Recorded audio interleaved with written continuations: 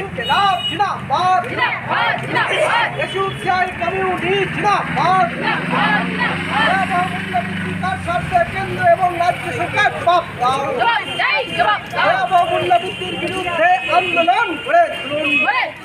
আজকে আমরা এসইউসিআই কমিউনিস্ট দলের পক্ষ থেকে আজকে মেখলিগঞ্জ শহরে একটি প্রতিবাদ মিছিল সংগঠিত করলাম।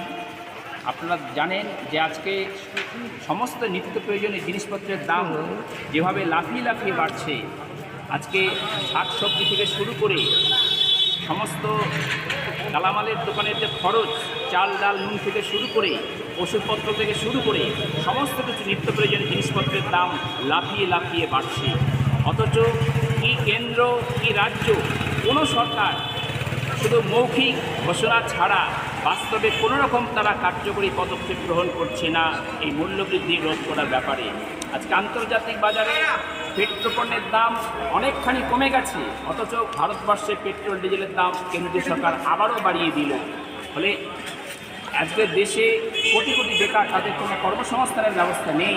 এরকম একটা ভয়াবহ পরিস্থিতিতে আবারও এই নিত্য প্রয়োজনীয় জিনিসপত্রের দাম যেভাবে বাড়ছে তাতে সাধারণ মানুষ খুবই বিপর্যস্ত। এই অবস্থায় আমরা এসইউসিআই কমিউনিস্ট দল আমরা দাবি করছি, আমরা অতীতেও আমরা দাবি করেছি যে খাদ্যদ্রব্যের এই ভয়াবহ মূল্যবৃদ্ধি রোধ করতে কেন্দ্র এবং রাজ্য সরকারকে অবিলম্বে খাদ্যদ্রব্যের পূর্ণাঙ্গ রাষ্ট্রীয় বাণিজ্য চালু করতে হবে। এই দাবি আমরা বারবার করছি। এই খাদ্যদ্রব্যের যদি রাষ্ট্রীয় বাণিজ্য চালু হয় তাহলে এই মূল্যবৃদ্ধিকে ঠেকানো সম্ভব।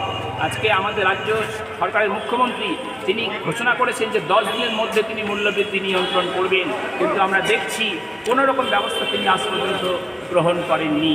তাই অবিলম্বে কেন্দ্র এবং রাজ্য সরকার সাধারণ মানুষের এই যে বিপর্যস্ত অবস্থা, এই বিপর্যস্ত অবস্থাকে যাতে মোকাবিলা করার জন্য, মূল্যবৃদ্ধি ঠেকানোর জন্য প্রয়োজনীয় ব্যবস্থা গ্রহণ করেন, এই দায়িত্বে আমরা আজকে মেখলিগঞ্জ শহরে বিক্ষোভ মিছিল করলাম এবং আমরা এই আন্দোলন লাগাতার চালিয়ে যাব। কার্যকরী পদক্ষেপ গ্রহণ করতে হবে। ইনকিলাব জিন্দাবাদ, এসইউসিআই কমিউনিটি জিন্দাবাদ, মূল্যবৃদ্ধি রোধে সরকারকে রাষ্ট্রীয় বাণিজ্য চালু করতে হবে। রাষ্ট্রীয় বাণিজ্য চালু দাবিতে সমস্ত মানুষ এক হও।